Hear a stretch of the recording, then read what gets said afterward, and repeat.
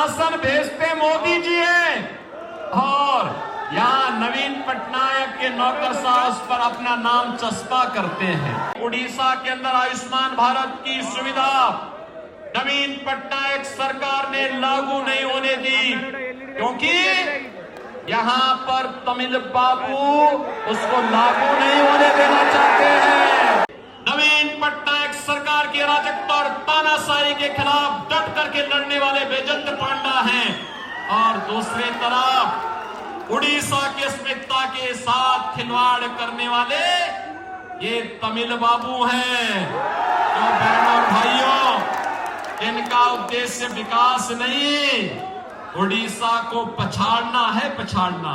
भारत दुनिया का अकेला देश है जो 80 करोड़ लोगों को फ्री में राशन दे रहा है और आश्चर्य है कि राशन भेजते मोदी जी हैं और यहाँ नवीन पटनायक के नौकर साहस पर अपना नाम चस्पा करते हैं। पैसा दिल्ली से आता है, लेकिन यहाँ की सरकार गुमराह करती है। याद करिए बहनों और भाइयों, 60 करोड़ लोगों को देश के अंदर आयुष्मान भारत में 5 लाख रुपए का प्रतिवर्ष स्वास्थ्य का लाभ प्राप्त हो रहा है, लेकिन उड़ीसा के अंदर आयुष्मान भारत की सुविधा नवीन पटनायक सरकार ने लागू नहीं होने दी, क्योंकि यहाँ पर तमिल बाबू उसको लागू नहीं होने देना चाहते हैं। क्योंकि अगर लागू करवा देंगे तो कमीशनबाजी बंद हो जाएगी। नवीन बाबू पता नहीं इस उम्र में क्या कर रहे हैं, कैसे उड़ीसा की अस्मिता के साथ खिलवाड़ हो रहा है। यहाँ पर स्वामी लक्ष्मणानंद के हत्यारों को यह सरकार प्रश्रय देती है, तुष्टीकरण के हद पार करती है। और आज यहाँ पे जो नौकरशाह हावी है, उन लोगों ने लैंड माफिया को, सैंड माफिया को, कोल माफिया को, माइनिंग माफिया को प्रश्रय दे करके उड़ीसा के युवाओं के भविष्य के साथ खिलवाड़ करने का वे कार्य कर रहे हैं। उड़ीसा के संसाधनों को लुटवाने का काम कर रहे हैं। बहनों और भाइयों, यही नहीं, मुझे आश्चर्य होता है, यहाँ पे जो पावर जनरेट होती है उड़ीसा को महंगे दाम पर दी जाती है, लेकिन दूसरे राज्यों को सस्ते दाम पर दी जाती है। क्या अराजकता है? ये अराजकता इसलिए क्योंकि नवीन बाबू इन नौकरशाही के चक्कर में पड़ गए हैं और उनको इन लोगों के द्वारा गुमराह किया जाता है। इसलिए बहनों और भाइयों, आपने इतना लंबा समय नवीन पटनायक जी को दिया है, लेकिन इससे उड़ीसा विकास नहीं कर पाया। अरे आप तो केंद्रपाड़ा वाले, आप तो सौभाग्यशाली हैं, आपको बैजयंत पांडा जैसा नेता यहां पर मिला है। मैं तो सोचता था कि इस पार्लियामेंट्री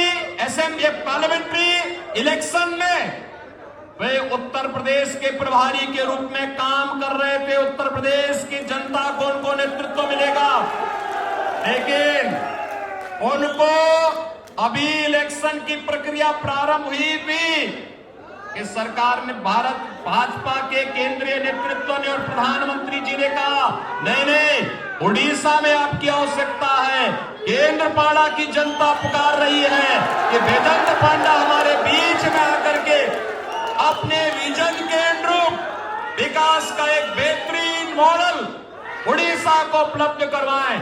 और बहनों और भाइयों, उन्होंने उत्तर प्रदेश में अपने बहुत कम दिन उनको मिले थे काम करने का, लेकिन वहां पे संगठन के साथ मिलकर के एक बेहतरीन मॉडल प्रस्तुत किया।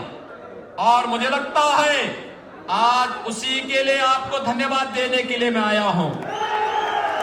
बैजयंत पांडा उड़ीसा ने पैदा किया है, उड़ीसा की देन है, जिसके कारण आज जब वे पार्लियामेंट में बोलते हैं आज जब वो देश के अंदर किसी राज्य में जाकर के बोलते हैं तो उड़ीसा का नाम होता है, उड़ीसा का सम्मान होता है, उड़ीसा के बारे में लोगों की अच्छी धारणा बनती है।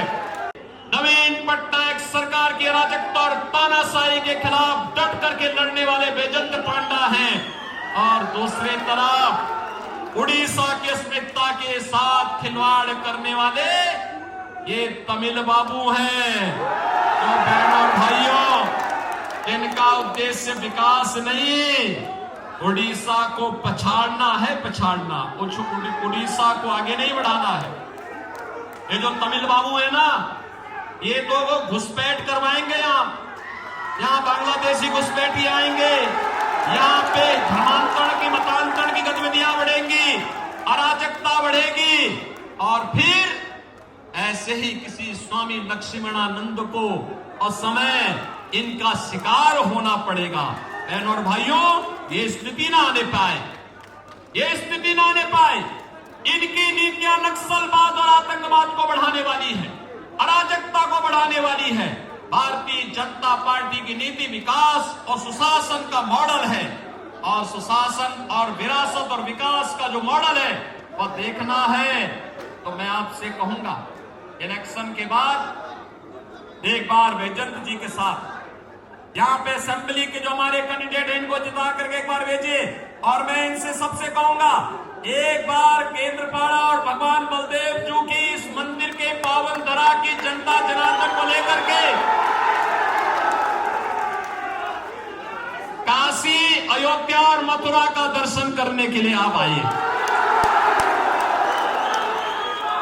वोट आपका है बहनों और भाइयों, देश आपका है, चुनाव भी आपका है, भविष्य भी आपका है, देश भी और प्रदेश उड़ीसा भी आपका है, फैसला भी आपका है और एक वोट भी आपका है।